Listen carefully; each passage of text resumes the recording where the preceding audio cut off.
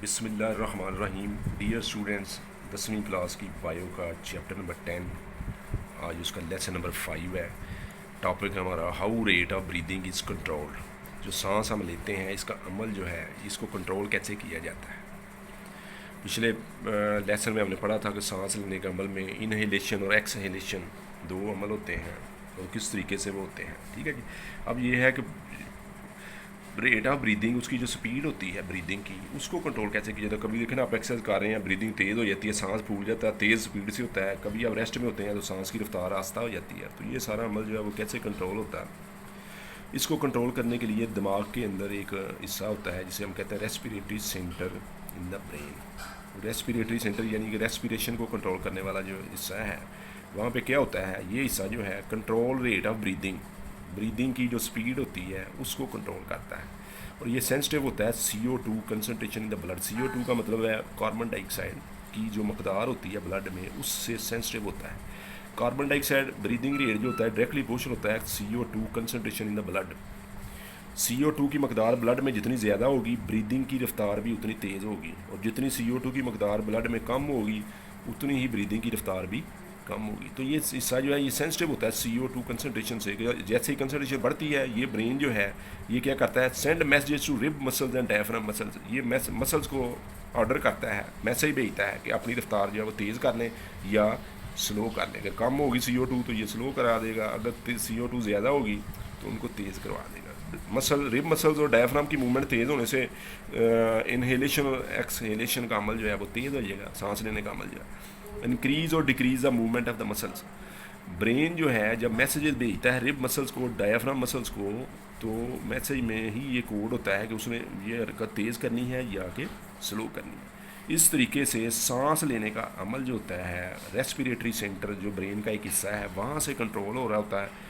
और ब्लड के अंदर जो CO2 कार्बन डाइऑक्साइड की मकदार है, उससे ये जो है वो इसको पता चलता है कि अब रफ्तार तेज़ करनी है या कि स्लो करनी है।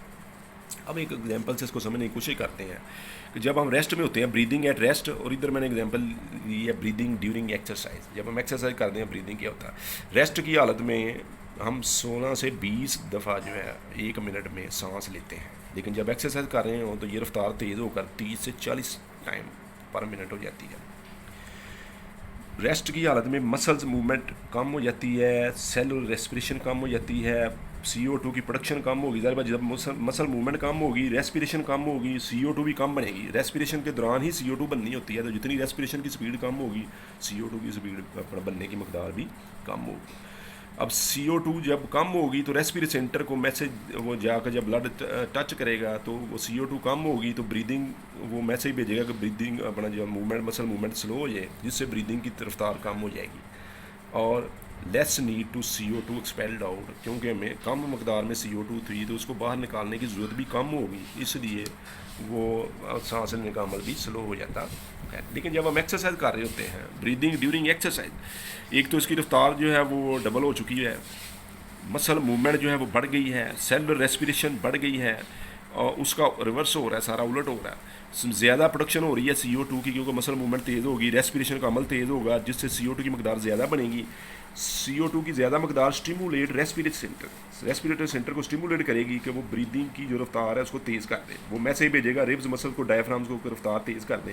वो तेज़ कर देंगे क्योंकि उस वक्त हमें ज़्यादा CO2 को बाहर निकालना है, तो ज़्यादा स्पीड चाहिए है, तो ब्रीदिंग की रफ्तार जो है वो तेज़ हो जाती है। इस तरीके से ब्रीदिंग की रफ्तार को हम कंट्रोल करते हैं। ये ऑटोमेटिक ही होता है, हमारी मर्ज़ी से नहीं होता, क्योंकि हम जब सोए हों, बेहोश हो इंसान, उस वक्त भी सांस ले रहा होता है। इंसान की ये वॉलंटरी एक्शन नहीं होता, इनवॉलंटरी एक्शन होता है, इंसान की मर्ज़ी के ताबे नहीं होता। अब एक छोटा सा सवाल ये भी है कि जो हवा हम जिस्म के अंदर लेकर जाते हैं और जो बाहर निकालते हैं, इंस्पायर्ड एयर जो अंदर लेकर जाते हैं, एक्सपायर्ड एयर जो जिस्म से बाहर निकालते हैं सांस के ज़रिए, उसमें मुख्तलिफ चीज़ों की परसेंटेज क्या होती है। मसलन ऑक्सीजन जो आम एयर हम जिस्म के अंदर लेकर जाते हैं लंग्स में, उसमें 21% ऑक्सीजन है, लेकिन जो एयर बाहर निकलती है उसमें 16% होती है ऑक्सीजन। CO2 गैस जो है, जो एयर हम अपने जिस्म के अंदर लेकर जा रहे हैं 0.04% है, लेकिन जो बाहर निकाल रहे हैं वहाँ पर 4% होती है। N2 गैस जो है 79% होती है, जब बाहर निकालते हैं वो उस पर कोई फ़र्क नहीं पड़ता, वो उतनी ही रहती है 79%। वाटर वेपर्स जो होते हैं वो मुख्तलिफ होते हैं, और जो एयर हम बाहर निकालते हैं उसमें ये सैचुरेटेड होते हैं, यानी वो भरा हुआ होता है। जब हाथ के ऊपर ऐसे आप लंबा गहरा सांस लें तो हाथ की सरफेस जो गीली हो जाती है, उसका मतलब उसमें वाटर वेपर्स होते हैं, वो सैचुरेटेड फॉर्म में होते हैं, यानी ज़्यादा से ज़्यादा होते हैं। और वेरिएबल का मतलब ये मुख्तलिफ है, मुख्तलिफ इलाकों मुख्तलिफ हिसाब से बाहर से जब एयर आ रही है, ह्यूमिडिटी अगर ज़्यादा है तो वाटर मकदार ज़्यादा होगी, ह्यूमिडिटी कम है तो वाटर की मकदार कम। डस्ट पार्टिकल ज़ाहिर बात आप डस्टी एरिया में हैं तो वहाँ ज़्यादा होगी, आम एरिया में है, साफ़ एरिया में है तो डस्ट कम होगी। ये भी वेरिएबल है, यानी मुख्तलिफ जगहों पे मुख्तलिफ होगी। और जो हम एयर बाहर निकालते हैं उसमें डस्ट पार्टिकल नहीं होते। टेम्परेचर भी वेरिएबल होता है, कहीं जो है टेम्परेचर फर्ज के 10 डिग्री है, कहीं 20 है, कहीं 30 है, तो हर इलाके के हिसाब से जो एयर हम अंदर लेकर जाते हैं उसका टेम्परेचर डिफरेंट होता है। जो जिस्म से बाहर निकालते हैं उसका टेम्परेचर बॉडी टेम्परेचर के बराबर होता है। अभी मैं आपको बताता हूँ कि ये किताब में से आपने कौन सा सवाल कितना याद करना है। ये हाउ ब्रीदिंग इज़ कंट्रोल्ड, यहाँ से लेकर पेज नंबर 7 है किताब का, यहाँ से लेकर यहाँ तक आपने याद करना है। और उसके बाद ये वाला चार्ट जो है यहाँ से लेकर आपने यहाँ तक याद करना है।